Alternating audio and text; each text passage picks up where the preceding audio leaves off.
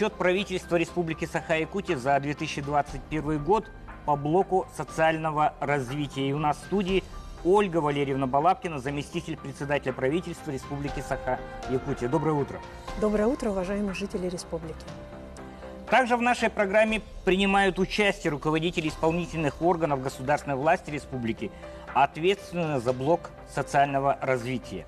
Из-за ограничений, связанных с распространением новой коронавирусной инфекции по рекомендациям Управления Роспотребнадзора, они работают сегодня в отдельном помещении. Итак, Елена Александровна Волкова, министр труда и социального развития Республики Саха-Якутия. Лена Николаевна Афанасьева, министр здравоохранения Республики Саха-Якутия. Петр Витальевич Шамаев, министр по делам молодежи и социальным коммуникациям республики. Тамара Николаевна Кривошапкина, руководитель управления записи актов гражданского состояния при правительстве Республики Саха-Якутия.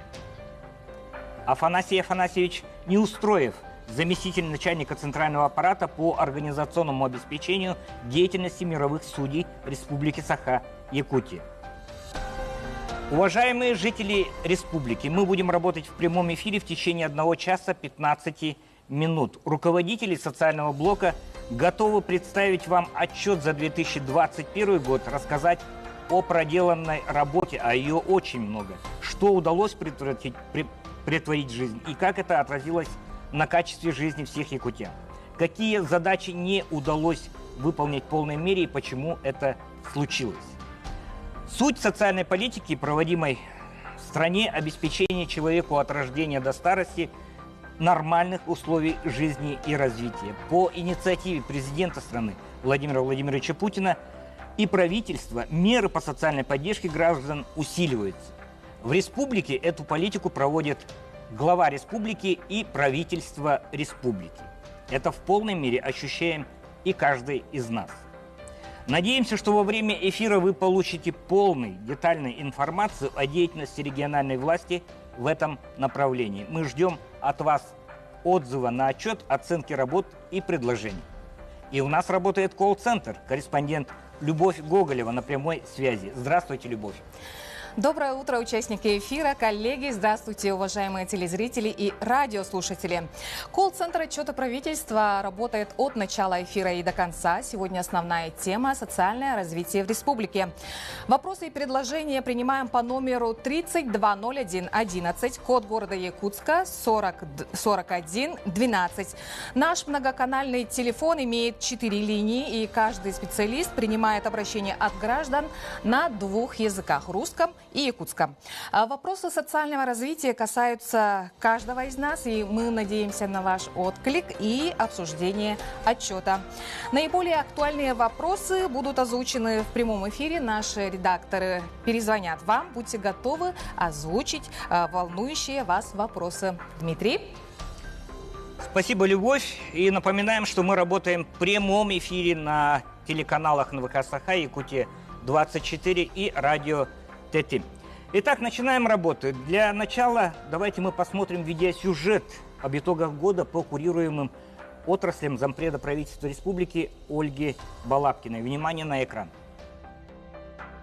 В работе правительства Республики Саха-Якутия в 2021 году важнейшим приоритетом оставалась забота о здоровье и социальном благополучии якутян. За прошлый год в Якутии родилось 12 309 детей. Более 26 тысяч семей получили финансовую поддержку в связи с рождением детей. Дополнительные ежемесячные выплаты на ребенка в возрасте от 3 до 7 лет направлены для более чем 49 тысяч детей.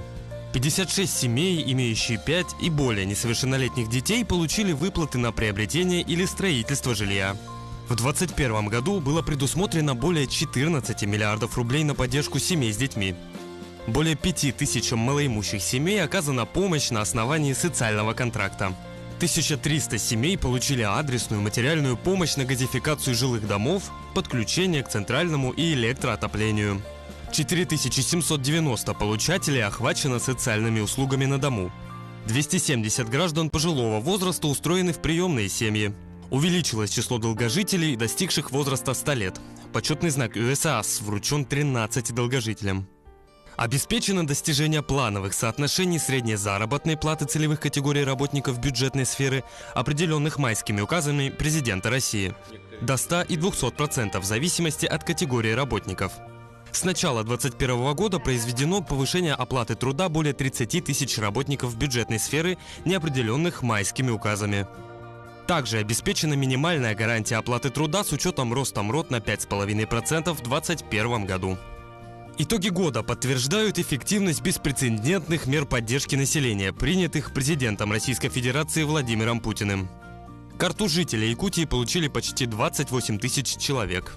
В минувшем году введен спальный корпус на 150 мест Вилюйского специализированного дома в селе Сосновка. Открыта строительная площадка для начала строительства дома-интерната для престарелых инвалидов в селе Намцы. Продолжается строительство спального корпуса для стационарного социального обслуживания престарелых и инвалидов в Алекминске. Началась апробация первого в стране проекта социального воздействия в сфере социального обслуживания, сопровождаемое проживание лиц с ментальными расстройствами. Основной целью проекта является перевод инвалидов, получающих социальное обслуживание в стационарной форме, на постоянное сопровождаемое проживание в отдельных жилых помещениях с последующим их переходом на самостоятельное проживание с регулярным и периодическим сопровождением. В мероприятиях патриотической направленности приняли участие 244 тысячи жителей республики. Для бойцов студотрядов создано более 5000 рабочих мест на строительстве социальных, промышленных объектов и жилья. 142 путинных отряда отработали на рыбоперерабатывающих заводах в Приморье, Сахалине и Камчатке. Около 400 студентов-медиков пополнили ряды медицинских работников в инфекционных стационарах, поликлиниках и обсерваторах республики. Якутское региональное отделение «Волонтеры-медики» стало победителем всероссийского конкурса в номинации «Лучшее региональное отделение 2021». Для борьбы с лесными пожарами создан общественный добровольческий штаб Республики Саха-Якутия. На тушение мобилизовано 67 669 человек. 1268 из которых на добровольной основе. Жителям села Бяскёль оперативно была оказана помощь профессиональных психологов. Молодежь ОНФ приняла участие в восстановлении села Бяскёль. В рамках акции «Сохраним лес» добровольцами были посажены 2000 саженцев. Из фонда президентских грантов привлечено 42 миллиона рублей. На гранты главы Якутии выделено 103 миллиона рублей на поддержку 80 общественных проектов. Впервые проведен молодежный фестиваль «Мусустар». Общий охват аудитории составил 88 миллионов человек из 22 стран. 33 молодежных проекта получили финансовую поддержку на сумму около 4 миллионов рублей. В 2021 году продолжилась борьба с новой коронавирусной инфекцией. За год зарегистрировали 76 153 случая заболевания ковидом. Из них порядка 14 тысяч имели осложнения в виде ковидной пневмонии. Пандемия коронавируса ускорила цифровизацию здравоохранения. Внедрены электронные сервисы «Медсеть» и «Облачная поликлиника». 65% записей к врачу были произведены через интернет, терминалы самообслуживания и по телефону. Более чем в 2 раза увеличилось количество телемедицинских консультаций по сравнению с 2020 годом. Обеспечен доступ к сети интернет 190 ФАПов и фельдшерских пунктов. С 14 до 19 увеличено количество лабораторий, проводящих исследования на ковид методом ПЦР. При нормативе 1455 тестов в сутки достигнуто среднесуточное количество 10 703 теста. Для обеспечения лекарствами больных ковидом было выделено 899 миллионов рублей. Для оказания медпомощи в амбулаторных условиях направлено 204 миллиона рублей. Продолжено обеспечение медицинских организаций оборудованием. Приобрели 136 единиц оборудования, в том числе аппараты ИВЛ, кардиомониторы, рентген-аппараты, кислородные концентраторы и станции, компьютерные томографы и другое. На сегодняшний день в республике функционирует 535 аппаратов искусственной вентиляции легких. Медицинским и иным работникам, оказывающим медпомощь по диагностике и лечению COVID-19, производились федеральные специальные социальные выплаты. На начало 2022 года первую вакцину от коронавируса получило 73,7% взрослого населения. По инициативе главы Якутии Айсена Николаева в рамках проведения Года здоровья заложены основные для коренных преобразований в системе здравоохранения и в обществе для сохранения и приумножения здоровья якутян, которые будут реализованы под эгидой Десятилетия здоровья. Продолжается строительство кардиологического и онкологического центров, сводом которого будут доступны лучшие технологии ранней диагностики и высокотехнологичного лечения. На базе Республиканской клинической больницы номер 3 создан Центр предиктивной медицины и биоинформатики. Запущены проекты генетический скрининг и паспорт-наследственных заболеваний, школа здорового питания, скрининг наиболее распространенных онкозаболеваний. 39 медицинских организаций участвуют в создании новой модели организации оказания медицинской помощи на основе бережливых технологий. Приоритетом в первичном звене здравоохранения определены профилактические мероприятия. Разработана типовая корпоративная программа сохранения и укрепления здоровья работников на рабочих местах. Проведен конкурс «Лучшие корпоративные программы». Внедрен механизм господдержки образовательных физкультурно-оздоровительных инициатив «Вектор здоровья». Проведен республиканский марафон «Калейдоскоп здоровья» среди семей с детьми. На площадке телеканала «Якутия-24» провели 11 ток-шоу «Мой доктор». В рамках реализации нацпроекта здравоохранения приобрели 14 передвижных мобильных комплексов для оказания медпомощи жителям самых труднодоступных населенных пунктов. В Нерюнгри создали вертолетную площадку с использованием санитарной авиации. Для первичных сосудистых отделений Ленска и села Майя Мегино-Кангаласского района закупили 12 единиц оборудования. Открыли центр амбулаторной онкопомощи в селе Амга и Верхневилюйск. Для республиканского онкодиспансера закуплено и установлено медицинское оборудование, в том числе современный и высокоточный 28-срезовый компьютерный томограф. В рамках реализации программы модернизации первичного звена здравоохранения в Якутии начато строительство 5 центральных больниц – в Тате, Чурапче, Вилюйске, Усть-Мае и Моме. Введены 10 объектов здравоохранения, завершен капитальный ремонт 10 поликлиник и 3 ЦРБ. Из средств программы приобрели 80 единиц автотранспорта различного назначения, 179 единиц медицинского оборудования, в том числе 6 компьютерных томографов для ЦРБ. В рамках проекта «Онкопоиск» на базе 19 медицинских организаций открыты кабинеты онкоскрининга. Осмотрами мобильной онкобригады «Онкодесант» охвачено население 19 районов. Обязательства по льготному лекарственному обеспечению граждан выполнены в полном объеме. Все пациенты высокого риска в течение года были обеспечены бесплатными лекарствами для профилактики развития сердечно-сосудистых заболеваний и осложнений. По программам «Земский доктор» и «Земский фельдшер» привлекли на работу 83 врача, из них в арктическую зону 28. Особое внимание уделено развитию паллиативной помощи.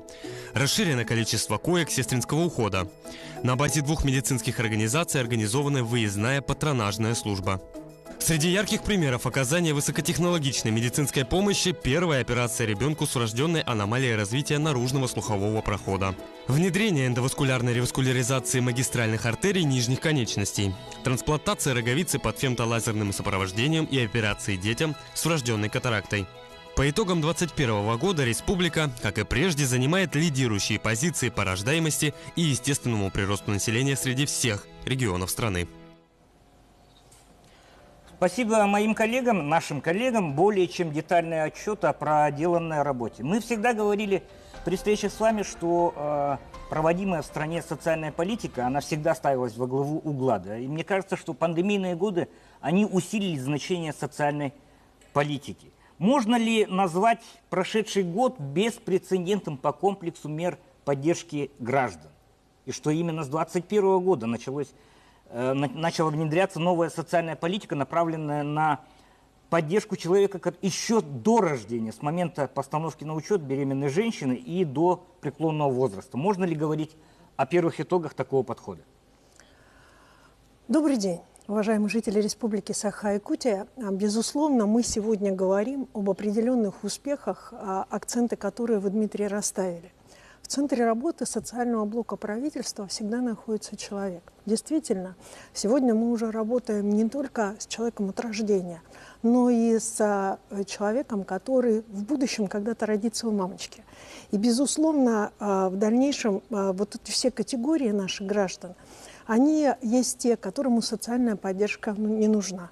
Да? А есть категории, которые находятся в зоне нашего повышенного внимания. Это отдельные категории граждан. И пенсионеры, и многодетные семьи, дети-сироты, ветераны, люди в тяжелой жизненной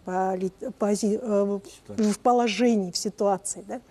Необходимо обратить внимание на то, что вот именно крен нашей социальной политики в течение 2020 и 2021 года особенно, он касался именно всех. Поэтому совершенно полностью с вами в этом отношении согласна.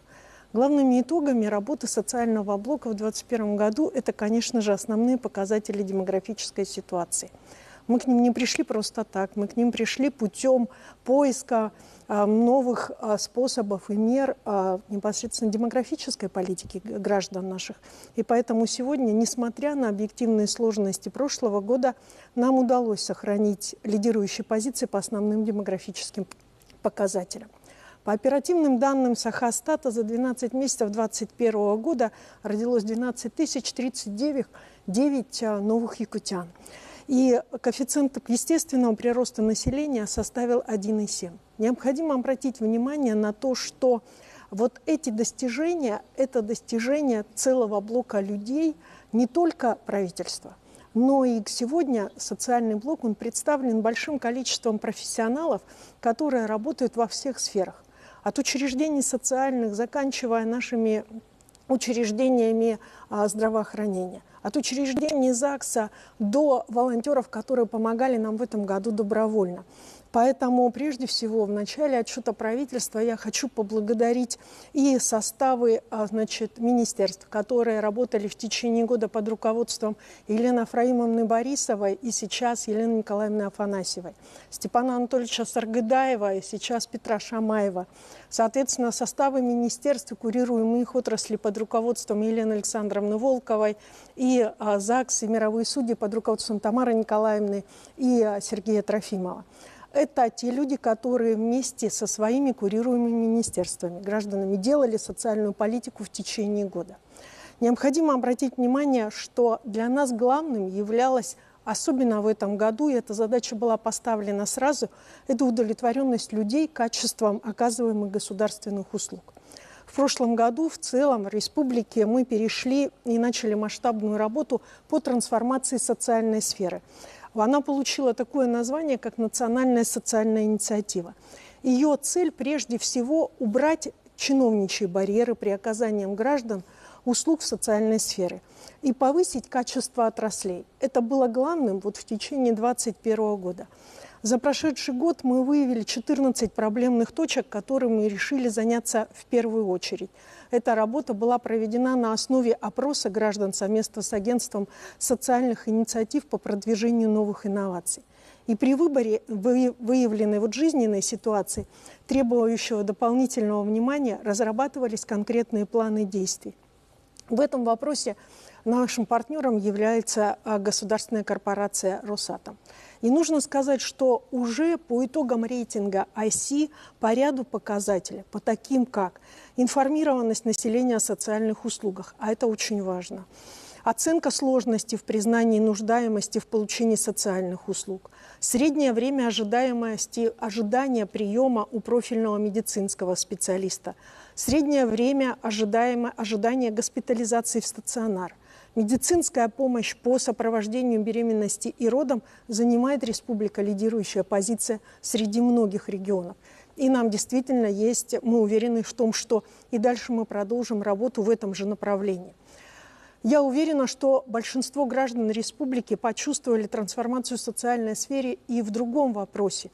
Так, сегодня у нас уже 97% массовых социально значимых государственных и муниципальных услуг переведены в электронный формат.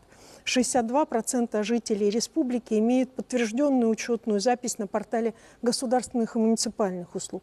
А это им дает возможность пользоваться социальными услугами быстрее, без лишнего сбора документов и, соответственно, получать ее вовремя и в срок.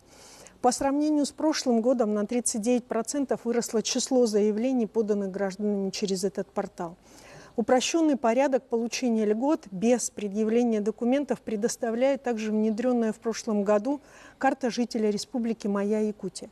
В ней содержатся полные сведения о гражданине, его льготные категории или отсутствие этого статуса. Возможности этих карт будут и в дальнейшем расширяться.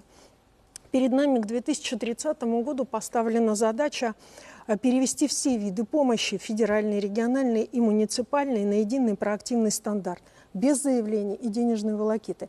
Для нас это один из приоритетов, потому что это повышает удовлетворенность и качество оказываемых нами услуг. С целью повышения удовлетворенности граждан мы также активно начали развивать технологии бережливого производства и управления. Принимаем участие в реализации проекта «Эффективный регион». Говоря о социальной сфере, необходимо обратить внимание на то, что это одна из сфер, которая имеет очень много заложенных веками, может быть, да, годами, сложных механизмов. И они очень часто действительно мешают прохождению человека к той помощи, которая ему предоставлена. Поэтому это наша главная задача, это каждый гражданин и как можно быстрее оказать социальную помощь. Среди наиболее уязвимых категорий населения, которым уделялось внимание в этом году, это люди, которые нуждаются в паллиативной помощи. В прошлом году мы расширили непосредственно нашу паллиативную помощь, которая существует в республике. Мы начали работу по развитию этого вида ухода, который теперь в себе сочетает не только медицинский паллиативный уход, но и психологическую и социальную помощь путем как увеличения коек сестринского ухода, выездных патронажных служб и обучения близких родственников навыкам ухода за тяжелобольными. Мы успешно завершили год и по 2 курируемых нашей сферой национальным проектам «Демография и здравоохранение». Для граждан наиболее значимыми результатами являются построенные объекты, а их немало. Вот сейчас и в эфире, и в ролике это было, и, наверное, граждане каждый чувствует увидеть. В целом за год 10 объектов здравоохранения. Это и офисы врача общей практики, это и модульные фельдшерско-акушерские пункты, это врачебные амбулатории, это кабинеты компьютерной томографии, это 9 детских садов, спальный корпус Вилюйского специализированного дома социального обслуживания. Мы назвали этот дом Вилюйский дом милосердия, потому что он для нас являлся, во-первых, новым проектом по оказанию помощи немного иного характера. Переобучили мы там не только тех, кто будет оказывать помощь, но и поработали также с родственниками. Я каждый раз при отчете правительства 2-й год надеюсь на то, что мне не придется говорить о ковиде, как о том вирусном заболевании, который сегодня, конечно же, для нас является одной из задач, с которой справлялись все вместе. И, конечно, мы следили вы все вместе следили за санитарно-эпидемиологической ситуацией. Многих она коснулась лично. Поэтому здесь не буду повторять сводку, а отмечу следующее. Конечно, пандемия в значительной мере повлияла и на отношение людей к собственному здоровью. Государство было к этому готово. В республике в рамках Года здоровья были запущены проекты по модели правильного питания, по образу жизни, по психологическому здоровью. Мы впервые в стране именно на субъектовом уровне приняли комплексную программу психологического здоровья граждан, потому что психологическое выгорание как работников, работающих в социальной сфере, так и в целом психологическое самочувствие граждан должно являться одним из приоритетов в целях его поддержания. Ну и кроме того, конечно же, эта работа по Году здоровья, она не завершится с окончанием Года здоровья, а будет продолжаться и в последующие 10 лет. Ну и, конечно же, сложившаяся ситуация потребовала от нас принятия мер по актуализации и трансформации системы здравоохранения, а также и социальной сферы. После кардио- и онкодиспансеров следующим приоритетом и крупным объектом станет Республиканская инфекционная клиническая больница на 245 коек в городе Якутске. Есть планы и по развитию других специализированных служб. Ковид не отодвинул оказание медицинской помощи куда-то в сторону, а помощь оказывается в полном объеме, но разными способами, которые мы вынуждены применять в условиях санитарно-эпидемиологических ограничений. Ну а сейчас, конечно, слово моим коллегам, каждый из которых за год сделал достаточно много. Да, давайте перейдем к вопросам, которые адресованы руководителям социального блока. Первое. Обращение в адрес Елены Александровны Волковой, министра труда и социального развития. В рамках изменения социальной сферы какие наиболее значимые новшества появились в работе Министерства труда и социального развития, которые ориентированы на повышение качества жизни людей? И, может быть, они и дали уже какие-нибудь конкретные результаты? Доброе утро. Сейчас очень многое было сказано об основных итогах в сфере развития социальной сферы. И если говорить именно о новациях, то я бы хотела остановиться на 3 основных направлениях. Первое, это, конечно, как уже Ольга Валерьевна сказала, это вопросы качественного и доступного предоставления социальных государственных услуг. Это вопросы цифровизации. Мы очень большое внимание уделяем именно налаживанию таких процессов, чтобы человеку было удобно получить государственную услугу, чтобы это было быстро и комфортно. И вот последние 2 года, и, конечно, и пандемия нас подтолкнула к этому, значит, мы достаточно быстрыми темпами переходим на услуги, так называемые полностью цифровые услуги. Что это означает? Вообще у нас 71 государственная услуга предоставляется нашими управлениями социальной защиты. Они, безусловно, все сегодня находятся в электронном виде. То есть каждая государственная услуга, человек может подать электронное заявление на государственный портал. Но цифровая услуга, она предусматривает, во-первых, проактивный режим предоставления, то есть это беззаявительный способ, а также тот способ, когда человеку не нужно собирать достаточно большой пакет документов. Управление социальной защиты это делать самостоятельно. В прошлом году, значит, мы уже перевели на такой способ предоставления услуги 17 государственных услуг. Ну и вот буквально как пример, сегодня мы предоставляем региональную социальную доплату к пенсии. А вы знаете, что если совокупные доходы пенсионеров ниже прожиточного минимума, тогда назначается соответствующая социальная доплата. Если раньше нужно было пожилому человеку обратиться с заявлением, то сегодня уже это не нужно делать. Органы социальной защиты на основании данных пенсионного фонда это делают самостоятельно, то есть в проактивном режиме. Таких получателей у нас более 35 тысяч человек по республике. То же самое можно сказать о дополнительных социальных выплатах к пенсии при наступлении соответствующего возраста. Например, 70 лет человеку наступает, и, соответственно, в проактивном режиме ему назначается дополнительная социальная выплата. И вот буквально из новых, внедренных буквально недавно мер поддержки во исполнение поручений главы Республики Саха-Якутия Айсена Сергеевича Николаева был внедрен целевой капитал «Дети столетия», который получит каждая семья, в которой родится в этом году ребенок в честь юбилея нашей республики, в год матери республики. Также будет произведена эта выплата, ее назначение в проактивном режиме. То есть не следует сегодня обращаться дополнительно в управление социальной защиты. Это мы сделаем самостоятельно, совместно с органами ЗАГС. Сегодня вся процедура отработана, и на базе сведений, которые поступают к нам автоматически, соответственно, происходит это назначение. Я хочу бы ответить, как второе направление, это, конечно, внедрение, расширение технологий и социальных услуг, которые сегодня необходимы и актуальны нашим жителям. И, конечно, первая технология, на которую стоит еще раз обратить внимание, это сопровождаемое проживание для людей с инвалидностью, в частности, с ментальными заболеваниями. Такой проект впервые с использованием механизмов социального воздействия при поддержке корпорации ВЭБ был внедрен в 2021 году. И уже 30 наших получателей социальных услуг, в том числе 12 из них значит, из стационаров, ранее проживающих в стационарах, сегодня попали в этот проект. И, в общем-то, мы планируем развивать данную технологию с тем, чтобы люди могли получать социальное сопровождение, максимально выходить на самостоятельный уровень своей самообеспеченности.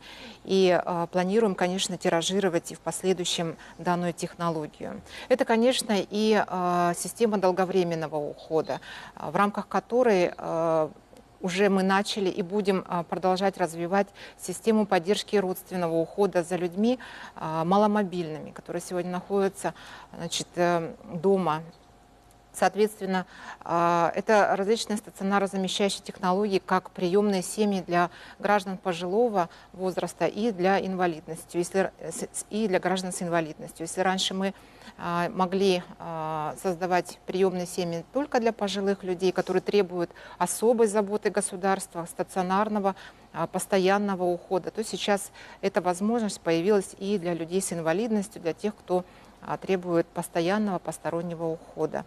Ну и, конечно, следует отметить направление, это предоставление услуг на основе социальных сертификатов. В прошлом году была проведена достаточно серьезная, большая работа по созданию нормативно-правовой базы.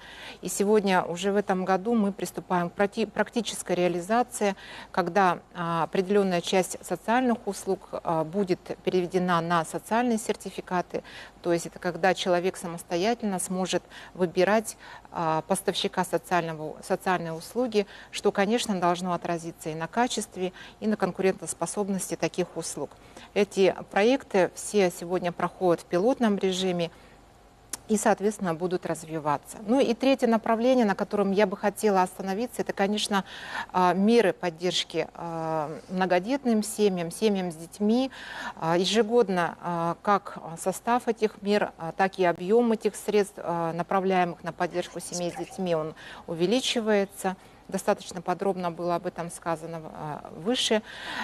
Буквально остановлюсь на том, что в прошлом году мы ввели трехступенчатую систему поддержки семей с детьми от 3 до 7 лет включительно.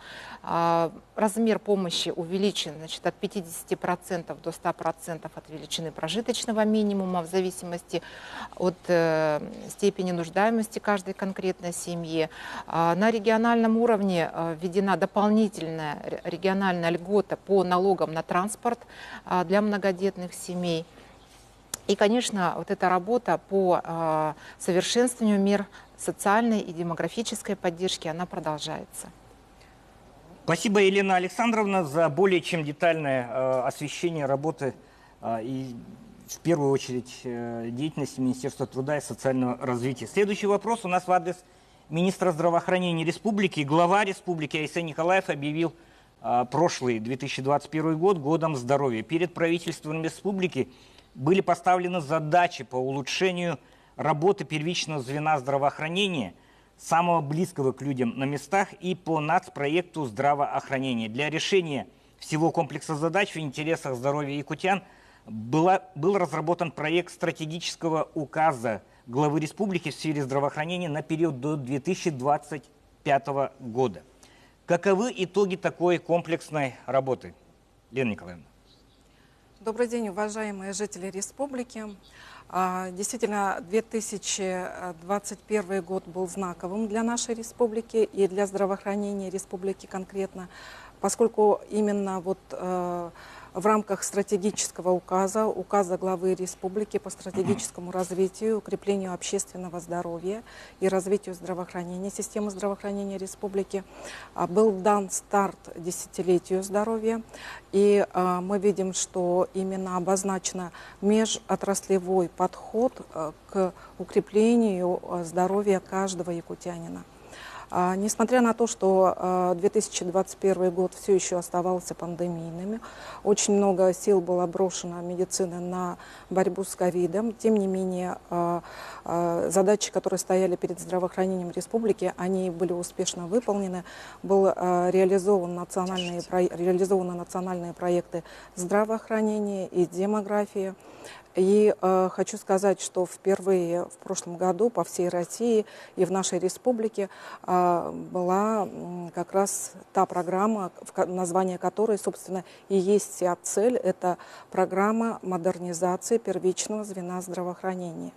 В рамках данной программы было сделано многое, и при этом сделано было для многих районов республики, для центральных районных больниц. И все это направлено для того, чтобы улучшить доступность и качество медицинской помощи не только в городе Якутске, в промышленных городах, да, но и в отдаленных районах республики. Мы видели ролик, в котором было показано то, что сделано. На самом деле, действительно, никогда такого не было, чтобы прямо одномоментно был дан старт строительства 5 больничных комплексов в районах республики. Очень много было проведено капитальных ремонтов. И также были введены в строй 10 объектов здравоохранения. Это фельдшерско-акушерские пункты, врачебные амбулатории, офисы врачей общей практики. Ну и, конечно же, то, что касается оборудования, парк медицинской техники пополнился значительно. В центральных районных больницах доставлено 179 единиц оборудования, в том числе компьютерные томографы, а их было в прошлом году закуплено и введено в строй 6 очень таких серьезных аппаратов. И то, что касается автомобильного транспорта, той же программы модернизации здравоохранения, то парк автомобильной техники районов пополнился, 80 автомобилей санитарного транспорта было закуплено. И также в 2021 году были закуплены впервые передвижные медицинские мобильные комплексы на КАМАЗе, на КАМАЗах, на больших машинах. И вы видели, что в прошлом году, где-то в конце года, многие главные врачи получили эти КАМАЗы и уже начали работать. И эти мобильные комплексы направлены для того, чтобы оказывать доступную помощь для жителей отдаленных, малонаселенных пунктов. Это проведение диспансеризации, углубленного медицинского обследования населения. Хочется сказать, что также в рамках данной программы было проведение обучения специалистов. И, конечно же, мы в прошлом году очень серьезно работали над реализацией тех региональных проектов, которые начаты еще в 2019 году.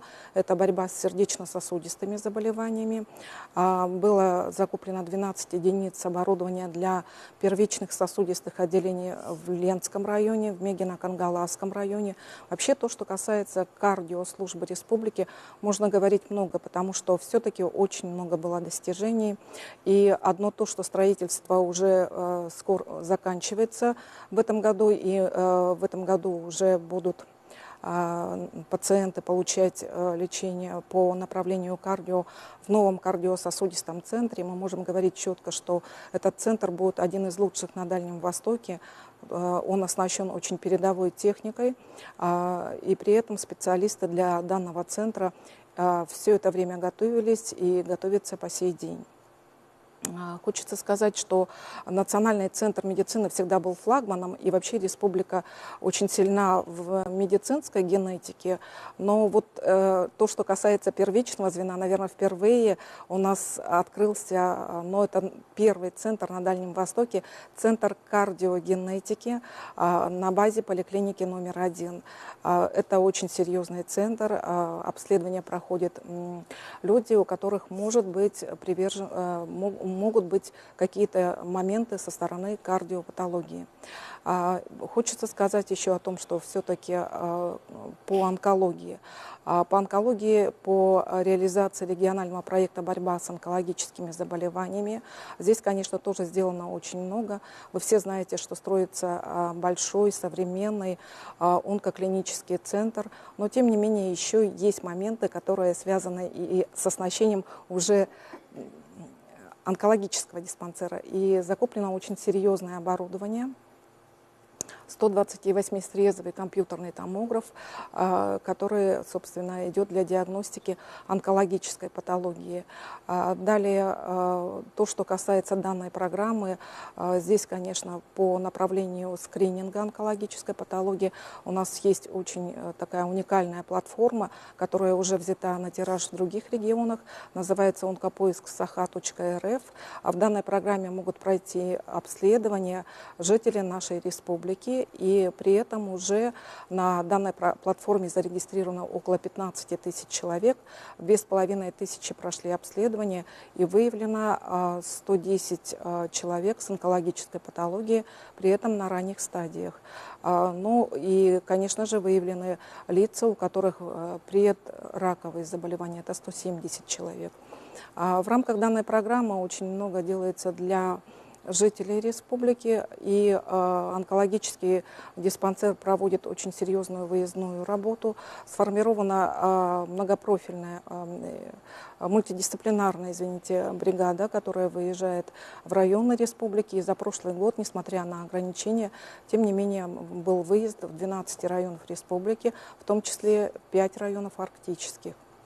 В нашей республике всегда обращалось очень большое внимание подготовке кадров. И, конечно, в рамках земского доктора были подготовлены специалисты, и эти специалисты направлены в арктическое здравоохранение.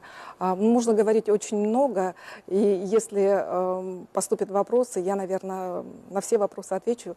Спасибо большое. Спасибо, Лена Николаевна. Более чем детальный, подробный отчет со стороны руководителя соответствующих министерств, который является ключевым проводимой социальной политики. Поэтому понятно, и интерес к этой информации у нашего населения, у якутян, всегда будет повышенный. И следующий вопрос в адрес министра по делам молодежи и социальным коммуникациям республики. Прошлый год был отмечен крупными нововведениями в работе, проводимой с молодежью, в том числе принятие федерального закона о молодежной политике. Как эти изменения отразились непосредственно на работе министерства и ощутили ли эти изменения молодые люди республики? Петр Витальевич. Доброе утро всем. Конечно же, принятие отдельного федерального закона для нас повлияло очень серьезно. Благодаря этому закону наше министерство стало отдельной отраслью на территории Российской Федерации. Этот закон позволяет унифицировать и дает определение, что такое молодежь, что такое молодежная организация, что такое молодая семья, чтобы в регионах Российской Федерации у нас интерпретации отдельных не было.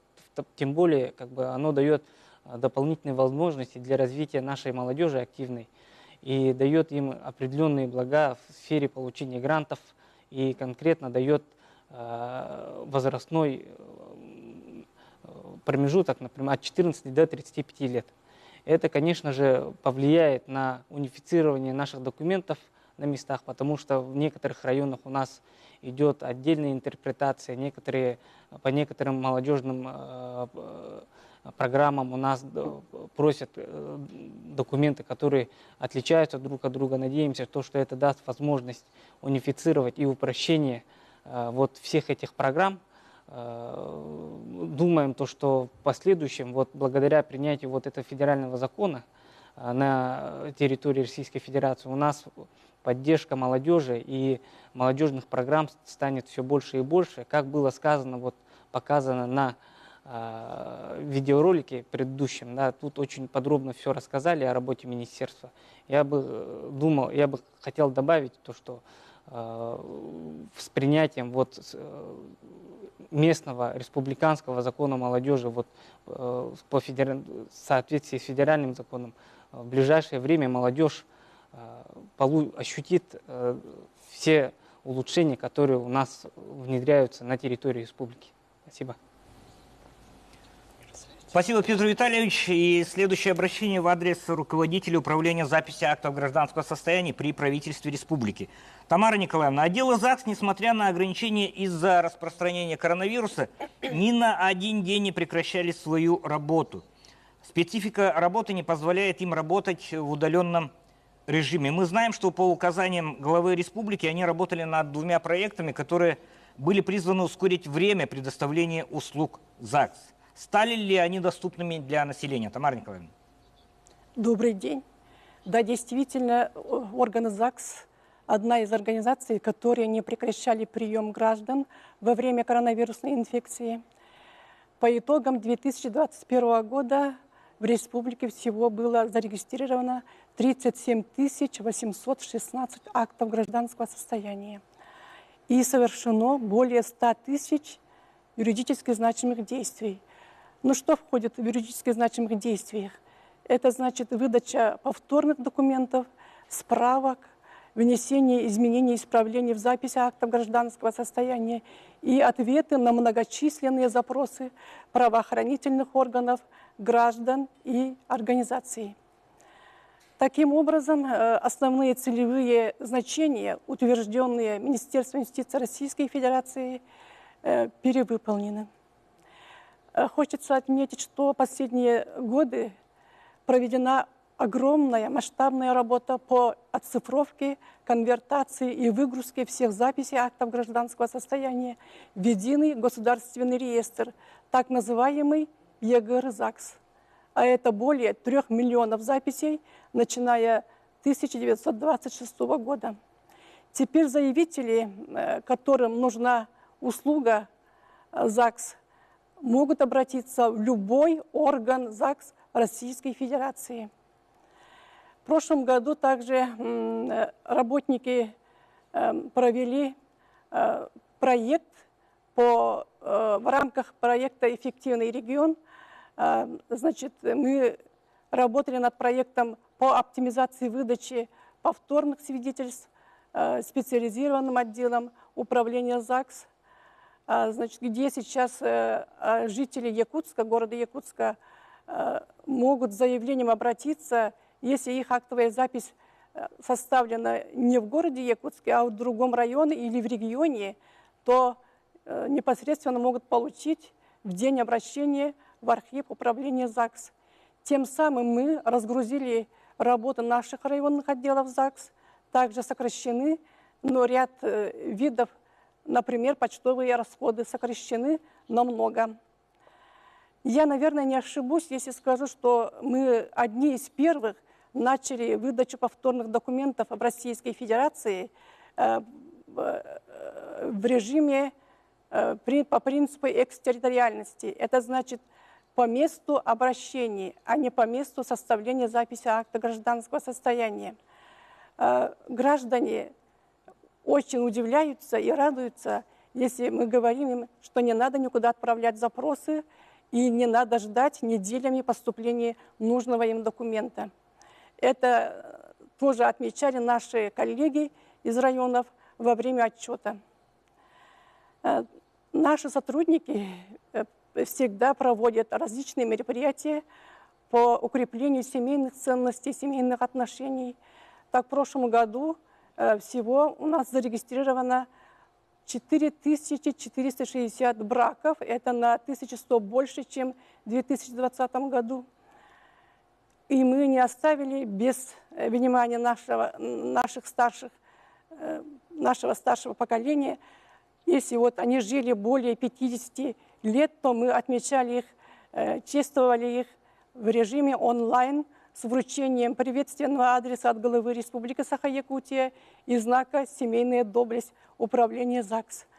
Таких приветственных адресов вручено более 300 долгожителям семьям.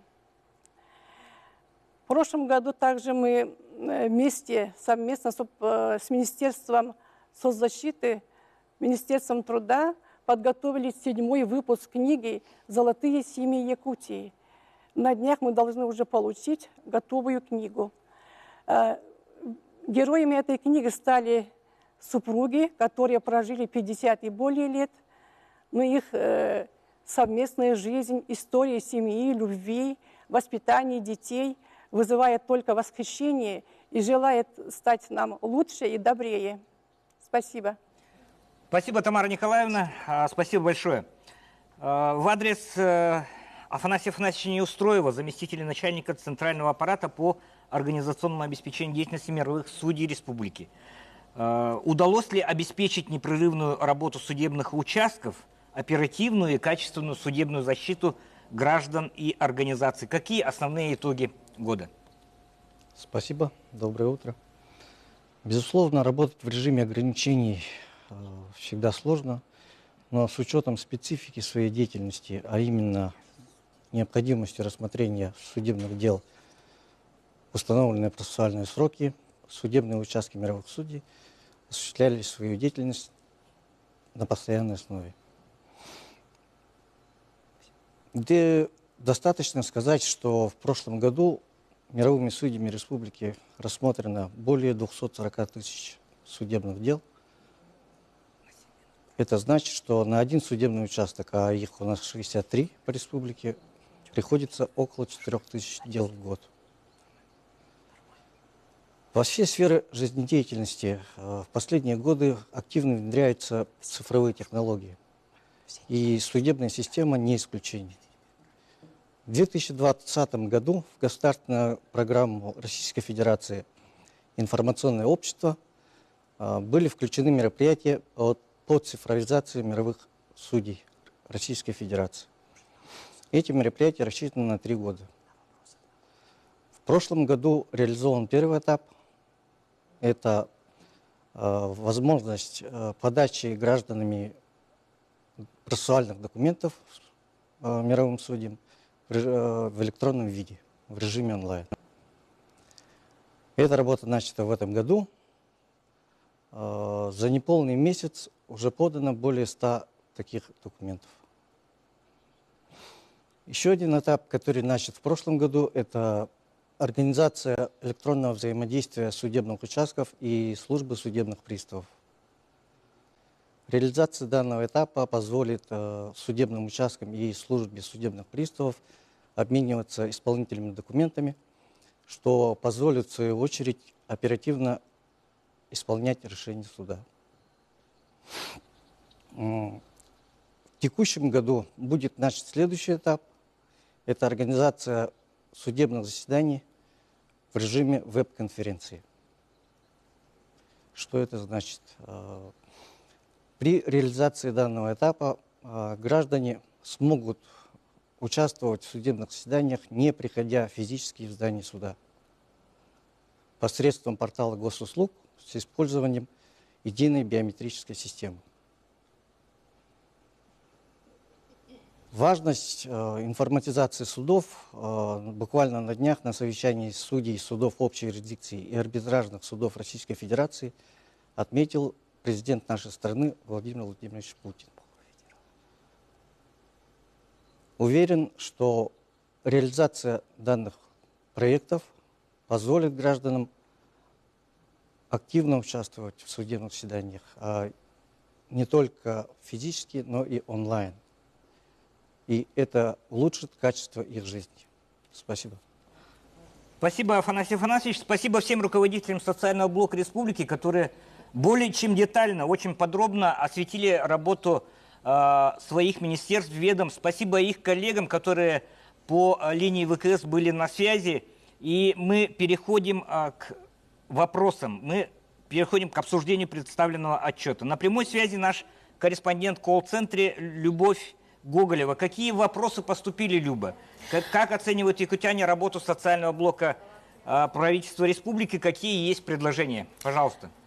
Если рассказать о предложениях и оценках, граждане активно принимают участие в отчете правительства. Больше всего их интересуют вопросы здравоохранения. И многие передают слова благодарности врачам, медицинским работникам за добросовестный труд в этот сложный период. Также поступают вопросы о мерах социальной поддержки многодетных семей, инвалидов, о трудоустройстве и зарплатах. В целом граждане положительно оценивают работу правительства республики. А у нас есть первый вопрос. Дмитрий? Да, мы готовы принять звонок в студию. Говорите, вы в эфире. Добрый день, уважаемая Ольга Валерьевна, участники отчета правительства Республики Саха-Якутия. Екатерина Наговицына, Верхоянский район. В первую очередь от имени жителей Верхоянского района разрешите выразить благодарность правительству Республики Саха-Якутия, компании «Алроса», Министерству здравоохранения за строительство и ввод в нашем Верхоянском районе нового здания Центральной районной больницы. Верхоянский район является одним из самых крупных северных арктических труднодоступных районов со сложной транспортной схемой. Сегодня мы услышали, что Республика Саха-Якутия закупила мобильные передвижные медицинские комплексы на базе КАМАЗ для оказания медицинской помощи. Выделение такого мобильного медицинского комплекса нашему району позволило бы охватить все наши дальние ночлега, оказывая качественную и доступную медицинскую помощь населению. И у нас вопрос, когда планируется выделение такого мобильного медицинского комплекса Верхоянскому району? Надеемся на положительное решение нашего вопроса. Спасибо за внимание. Спасибо, Екатерина, спасибо за вопрос. Спасибо большое, Екатерина, за вопрос. Действительно, вы знаете, что, наверное, один из проблемных вопросов, которые всегда ставили жители нашей республики, это доступность оказания первичной медико-санитарной помощи. Поэтому в прошлом году было принято решение в рамках программы модернизации 14 мобильных передвижных комплексов. Договор был заключен, 11 из которых за счет федерального бюджета, 3 за счет бюджета республики. И сейчас Лена Николаевна, как министр, уже доложит, какая у нас ситуация по Верхоянскому улусу. Действительно, это район, в котором сегодня при новой больнице, центральные районы, необходимо усилять и звено оказания помощи в труднодоступных населенных пунктах. Лена Николаевна.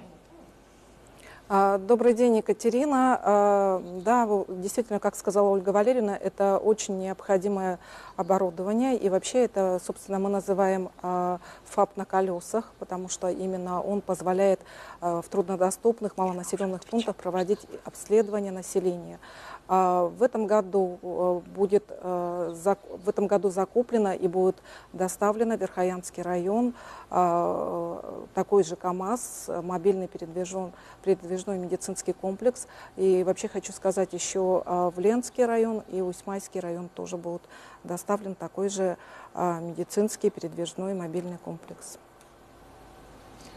Спасибо, Лена Николаевна. Мы готовы дальше работать с нашим колл-центром. Мы напоминаем, что работаем в прямом эфире. И следующий звонок в студию. Говорите, вы в эфире. Алло. Алло. Меня зовут Саина, и у меня такой вопрос. Я вот беременна первым ребенком, и какие выплаты я должна получить после рождения первого ребенка? Спасибо, Ирина. Вопрос? Да, пожалуйста. Конечно же, мы не раз говорили о том комплексе мер, которые сегодня есть. Есть меры федеральные, есть меры региональные.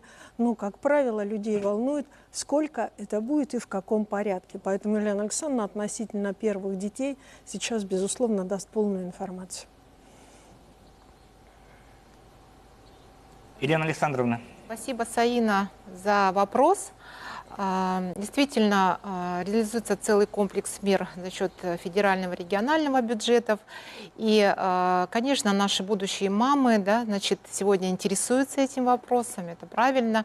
Значит, каждая мама у нас имеет право на пособие по беременности и родам. Это единовременные пособия при рождении ребенка, которые у нас сегодня выплачиваются за счет фонда социального страхования. Это, конечно, пособие по уходу до 1,5 лет. Что касается единовременных выплат, значит, необходимо отметить, что главой государства принято решение, значит, для детей, которые уже рождены после 1 января 2020 года, для первенцев именно, сегодня также, значит, предусматривается федеральный материнский капитал. Его размер составляет порядка 480 тысяч рублей. И, соответственно, через пенсионный фонд он оформляется при рождении первого ребенка. Что касается выплат, которые осуществляются через наше ведомство, через органы социальной защиты, то при рождении первого ребенка также будут выплачены, соответственно, единовременное пособие в размере 2 прожиточных минимумов, а сегодня это уже размер порядка около 40 тысяч рублей, а если эта семья молодая, то еще около 7800 рублей также будет дополнительно на приобретение одежды детского ассортимента, также предоставлено такой семье при рождении первого ребенка. Ну и, конечно, в этом году, если... Как я уже сказала ранее, все рожденные дети в течение 2022 года, конечно, будут иметь право на целевой капитал «Дети столетия», размер которого составит 100 тысяч рублей. Ну и кроме единовременных выплат, которые, безусловно, направлены на достаточно такие капиталоемкие расходы, можно расходовать это и на обеспечение жильем, это и в части наших региональных выплат, это, возможно, какие-то другие более капиталоемкие направления. Конечно, предусматриваются, кроме этого, и ежемесячные выплаты, которые позволяют поддержать доходы семьи. В частности, при рождении первого ребенка до 3 лет семья имеет право на ежемесячное пособие в размере прожиточного минимума. А он у нас уже почти 20 тысяч рублей. в среднем по республике. И, соответственно, семья значит, с доходами не выше, чем 2 прожиточных минимума на каждого члена семьи, это достаточно высокая планка, имеет право претендовать на такие выплаты. Пожалуйста, обращайтесь при рождении ребенка. Часть из них будет, как я уже сказала, назначена в проактивном режиме, часть из них нужно будет подать уже заявление на государственный портал государственных услуг. Спасибо, Елена Александровна. Напоминаю, что в прямом эфире сегодня отчет правительства республики за 2021 год. Сегодня отчитывается социальный блок под руководством зампреда правительства Ольги Валерьевны Балабкиной. И мы готовы принять в студию и ответить на следующий вопрос, подготовленный специалистами, принят специалистами нашего колл-центра. Говорите, вы в эфире. Алло. Алло, здравствуйте. Здравствуйте. Да, меня зовут Евгений Иванов, я студент ИСКТ. У меня такой вопрос. Я в летнее время хочу работать в стройотрядах. Как вступить в ряды студенческих отрядов? Спасибо. Спасибо за вопрос. Да, Дмитрий, спасибо огромное. Конечно, мы рады всем, кто приходит и проявляет инициативу по вступлению в студенческую отряд. У правительства есть под руководством председателя правительства очень четкая идеология работы в студенческих строительных отрядах. Это прежде всего не просто временная занятость, это целая концепция жизни, это философия жизни работать в студенческом отряде. Поэтому каков порядок, сейчас министр, естественно, расскажет. Петр Витальевич. Спасибо за вопрос. Конечно же, в этом году у нас грандиозные планы по принятию в студенческие отряды. Арсением Сергеевичем была поставлена задача, чтобы одномоментно у нас работало порядка 2500 бойцов. В каждом, если по вступлению говорить, то в каждом учебном заведении почти у нас, да, в больших, крупных, действует студенческий штаб. Вы можете напрямую туда обратиться и изъявить желание по вступлению. Сразу будет назначено обучение. У нас обучение бойцов студенческих отрядов, оно бесплатное. В этом году планируем, чтобы наши бойцы работали в промышленных организациях нашей республики. Будем стараться отправлять всех своих ребят в промышленные организации, а также в районы для того, чтобы развивать родную республику. Дополнительно есть возможность обращения в директ инстаграма студенческих отрядов, где вам обязательно ответят, проконсультируют и, конечно же, свяжут с тем человеком, который будет оформлять ваши документы и проконсультирует в полной мере. Хотелось бы отметить, что наши бойцы в течение трудового сезона в прошлом году зарабатывали от 30 до 60 тысяч рублей. В этом году надеемся, что с привлечением промышленных организаций у нас эта планка возрастет, и в новом учебном году наши бойцы уже будут с таким большим, определенными запасами приступят к обучению и, думаю, принесут пользу своей республике в том числе. Спасибо. Спасибо, Петр. И мы готовы услышать следующий вопрос, который поступил к нам в студию. Говорите, вы в эфире. Алло, здравствуйте. Меня зовут Лидия, да, и получается, я являюсь мамой многодетной семьи, в данное время не работаю. Слышала, что у нас есть социальный контракт. Хотелось бы поподробнее узнать про контракт. Социальный контракт. Социальный контракт, да. Спасибо за вопрос. Да, действительно, программа по социальному контракту реализуется в Республике Саха-Якутия не первый год. Что касается 2021 года, то сумма была увеличена, в том числе и за счет того, что данный вид помощи, он является достаточно востребованный. Мы уже не раз и информационно разъясняли, каков порядок работы социальных контрактов, но я думаю, что сейчас Елена Александровна очень четко скажет, куда нужно Лидии обратиться, и, соответственно, в целом дать информацию, на что можно и для чего нужен социальный контракт, что он нам дает. Спасибо, Лидии, за вопрос. Действительно, это очень востребованная и действительно не первый год мера поддержки. И в 2021 году, как уже ранее было сказано, более 5000 семей воспользовались такой государственной социальной помощью. У нас в 2021 году было введено новое направление в рамках социальной помощи на основании социального контракта – это поиск работы. То есть сегодня можно значит, в рамках этого направления, да, можно получить поддержку на переобучение, обучение, на стажировку, да, это дополнительная материальная помощь человеку, который, значит, достаточно какое-то определенное время ищет работу.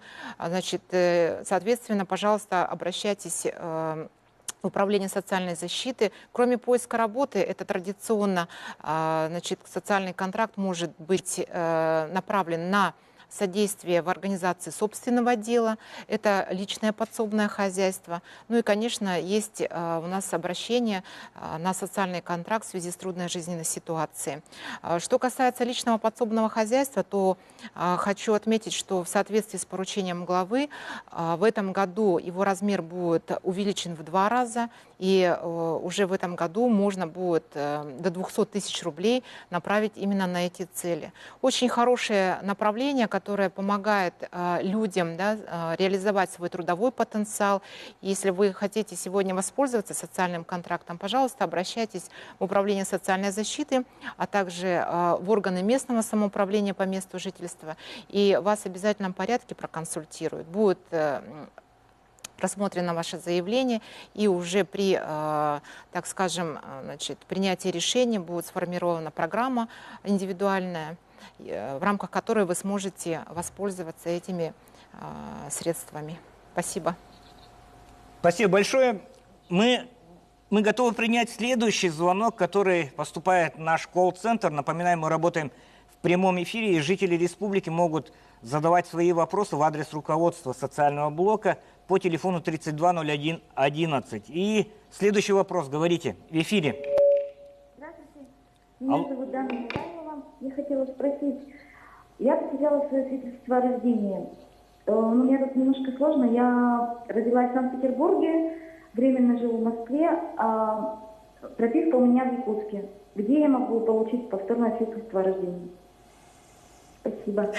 Спасибо, видимо, да, большая проблема. Спасибо большое, Дан, за вопрос. Вот Тамара Николаевна здесь присутствует. Ну, во-первых, я сразу прошу связаться с человеком, есть его данные, и, соответственно, объяснить порядок. Ну, и еще раз для всех граждан, пожалуйста. Спасибо за вопрос. Но, как я уже говорила выше, теперь все записи актов гражданского состояния находятся в едином государственном реестре Российской Федерации. Поэтому независимо, где вы находитесь, где вы родились, можете обратиться в любой орган ЗАГС. Если вы, в вашем конкретном случае, если вы находитесь в городе Якутске, можете обратиться в архив управления ЗАГС по адресу Амосова, 8. И в соответствии с налоговым кодексом Российской Федерации можете оплачивать госпошлину в сумме в размере 350 рублей.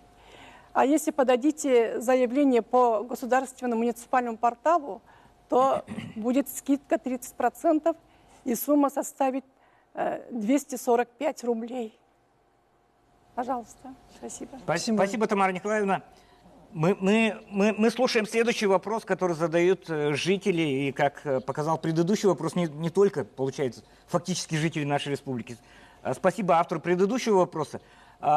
Следующий вопрос. Говорите в эфире. Алло. Алло. Говорите. Алло, говорите. Здравствуйте. Алло. Алло, здравствуйте. Доброе утро. Здравствуйте. Это жители города Якутска беспокоит вас. Кельмия Сидельникова меня зовут. И вот, читая газеты, социальные сети, вижу, что молодежь во время пандемии думает лишь о развлечениях, не заботясь о здоровье других, да, являясь переносчиком болезней. Ведь сейчас очень много больных и очень тяжело нашим врачам, медикам. И вопрос у меня такой. Помогает ли каким-то образом молодежь в борьбе против коронавирусной инфекции? Спасибо за внимание. Спасибо, Кюнель, да, разделяю, скажем, часть вашего возмущения, как обозреватель. Ответ. Так, Кюнель Александровна, ну и Дмитрий, да, тут вопросы сразу. Я думаю, что мы вот с Петром достаточно хорошо среагировали на этот вопрос, да. Я благодарна той молодежи, которая сегодня приходит работать волонтером. они приходят волонтерами независимо от того, что их кто-то заставляет. Поэтому, да, безусловно, как бы сегодня есть те, кто помогает, ну а Петр расскажет, как стать волонтером и вообще, что они делают. Петр Витальевич.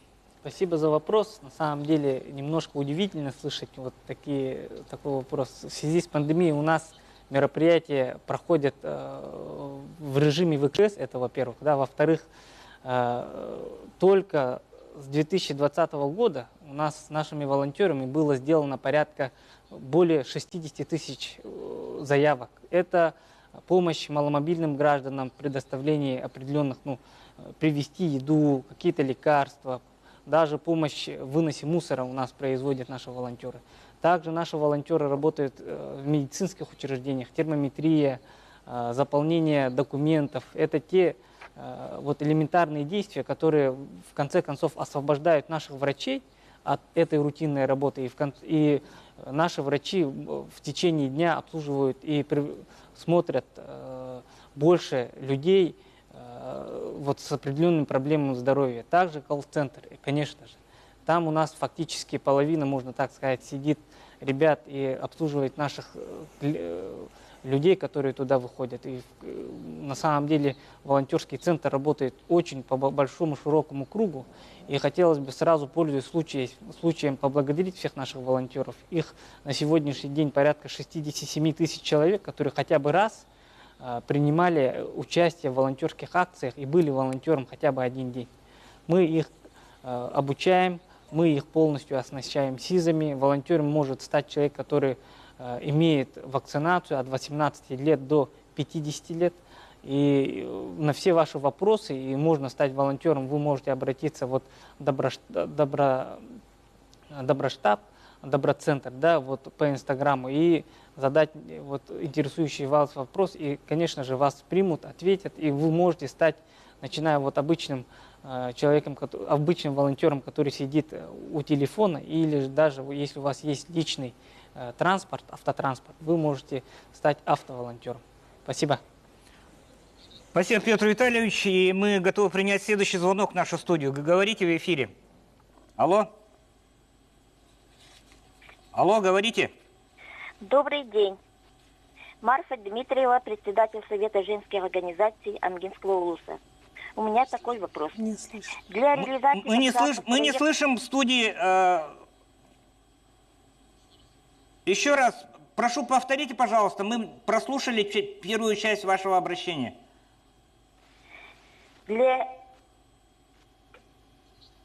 Говорите, слышно? Добрый день. Марфа Дмитриева, председатель Совета женской организации Амгинского улуса. У меня такой вопрос. Для реализации социальных проектов какие поддержки оказывается Министерство по делам молодежи и социальным коммуникациям? Ну, я думаю, что в данной ситуации Петр, наверное, продолжит, да, непосредственно свои ответы на вопросы про грантовую поддержку, которая у нас сегодня как увеличивается в объеме, так и в социальной значимости. Ну, а я со своей стороны хочу поблагодарить всех тех, кто участвовал из грантовиков в эти 2 года, и 2020, и 2021 год, именно в реализации общественно значимых проектов. Ну и, конечно же, достаточно активный ресурсный центр, в том числе Амгинского улуса. Это лучший ресурсный центр. Пожалуйста, Петр. Да, действительно. Вот по линии грантовой поддержки общественным организациям у нас организуется очень большая поддержка. Хочется отметить то, что в прошлом году из 80 победителей в грантовых конкурсах 43 победителя это с районов. Это говорит о том, что в районах у нас очень хорошо идет вот это направление именно по общественным организациям. 103 миллиона было разыграно в прошлом году. Половина из этой суммы это софинансирование федеральное, это привлечение Министерства молодежи, а также нашими общественными организациями этих денег. На самом деле не только в республике есть грантовая поддержка, но и на территории Российской Федерации. И, конечно же, это влияет очень хорошо на всю республику, потому что эти деньги тратятся непосредственно на этой территории.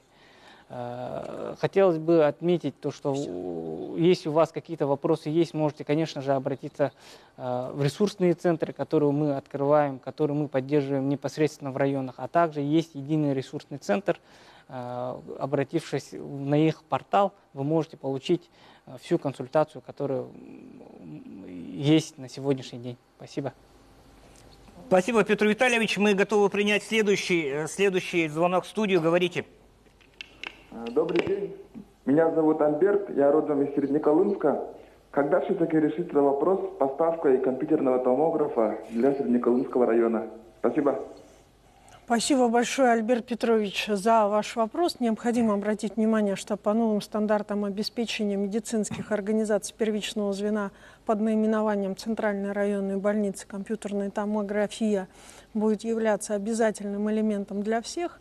Это изменение произошло в конце прошлого года. Что касается, поэтому с учетом того, что нами уже сделаны и поставки осуществлены в ряд районов, и все новые больницы будут уже строиться с компьютерными томографами, те больницы, которые центральные районы у нас не оснащены, соответственно, они по плану тоже получат оснащение, а по конкретному району, конечно же, ответит министр. Конкретика в адрес Среднеколымского, получается, да? Да, конечно. Среднеколымского. Пожалуйста, Лена Николаевна. Лена Николаевна. Добрый день, Альберт. Вопрос по приобретению компьютерного томографа для Среднеколымского района, он решен. В этом году в рамках нормированного страхового запаса, то есть это деньги ОМС, будет закуплен компьютерный томограф. В настоящий момент идет подготовка помещения для этого, потому что одно дело закупить томограф, надо обязательно подготовить помещение, есть определенные условия. И сейчас Среднеколымская центральная районная больница занимается подготовкой помещения. И, конечно же, нужно подготовить специалиста. Это тоже, в общем-то, на сегодняшний день в работе. Так что Средняя Колыма в этом году получит компьютерный томограф.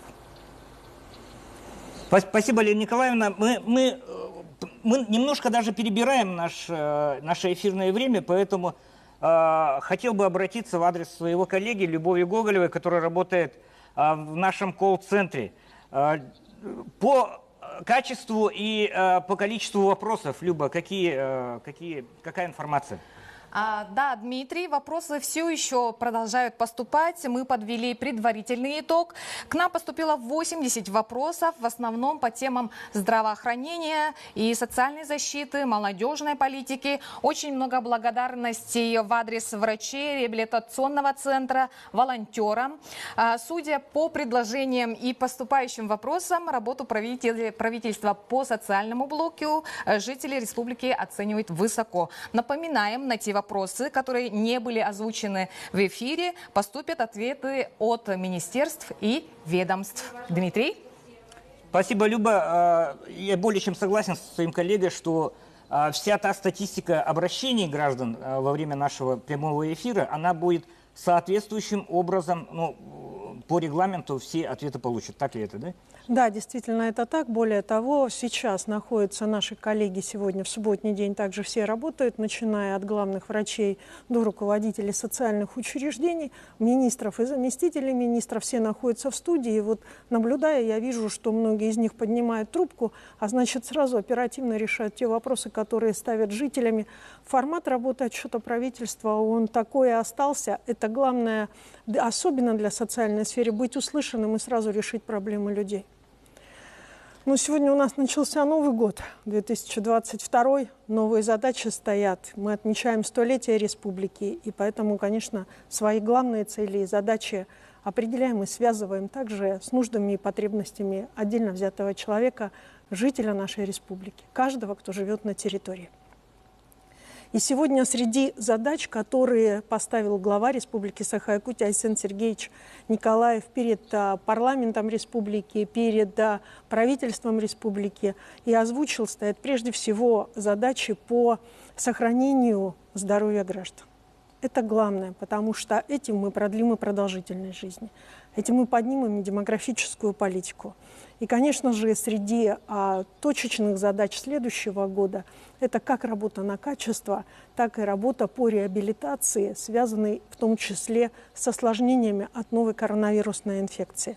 Также поставлена задача работы в области поддержки многодетных семей. Вот сегодня мы уже даже по отчету видим, что количество вопросов по социальной поддержке многодетных семей, оно уменьшается, потому что понятны и четкие позиции.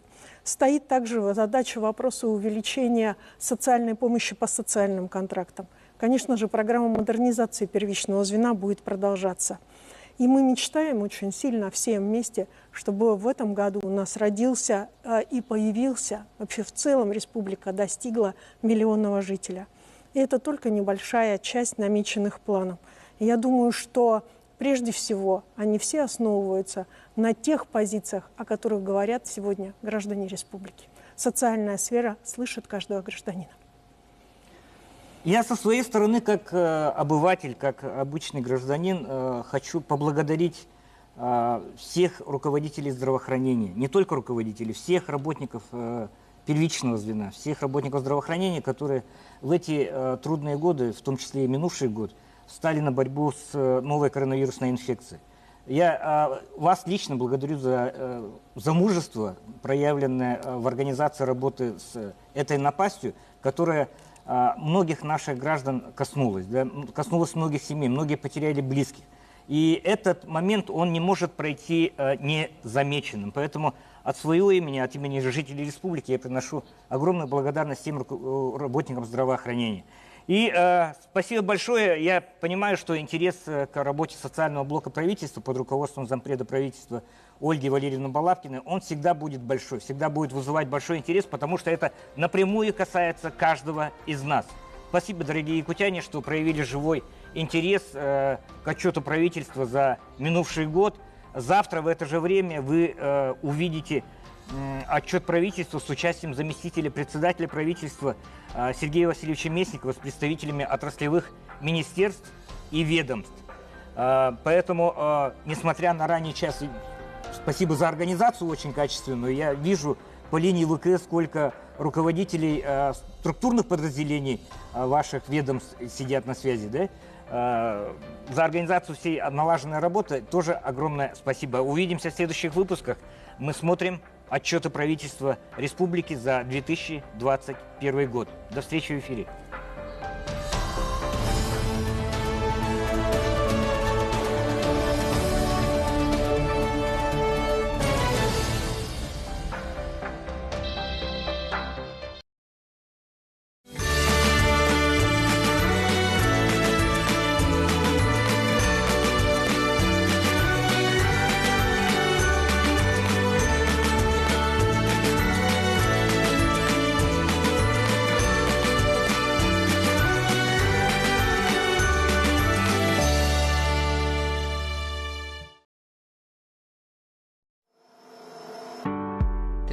Февраля 2022 года в 9 часов 45 минут смотрите прямой эфир с участием заместителя председателя правительства Республики Саха-Якутия Сергея Местникова с представителями отраслевых министерств и ведомств.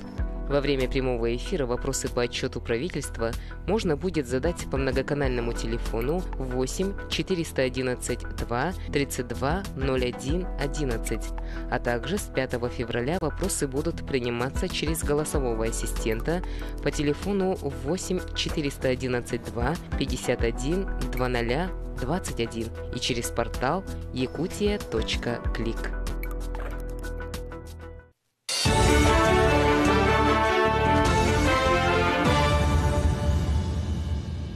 Здравствуйте, вы смотрите новости в студии Власий Сергеев. Коротко о главных темах выпуска. С 14 февраля учащиеся столичных школ перейдут в очный формат обучения. В Якутии создадут более 60 противопожарных бригад. К работе планируется привлечь более 1000 человек.